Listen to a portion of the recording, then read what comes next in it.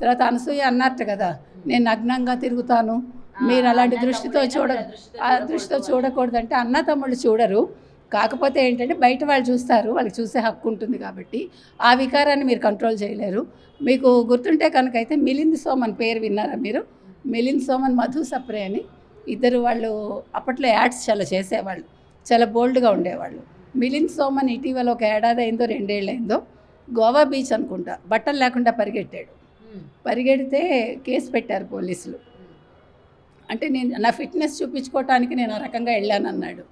So అది అందుకని చెప్తున్నా, సొసైటీలో మనం ఉండేటప్పుడు కొన్ని కట్టుబాట్లు ఉంటాయి, కట్టుబాట్లకు లోబడి మనం ఉండాలి. మన మాటలు కూడా కట్టుబాట్లకు లోబడే ఉండాలి. సరుకు సామాన్లు అంటే తప్పంటే మరి రాశివారి ఫలాలు అన్నందుకు అనసూయ లాంటి వాళ్ళ మీద ఎన్ని కేసులు పెట్టాలి? కళ్యాణి గారు ఆల్రెడీ అన్వేష్ మీద పెట్టారు కేసులు. నిన్న మళ్ళీ అప్డేట్ చేయడం జరిగింది ఆవిడ.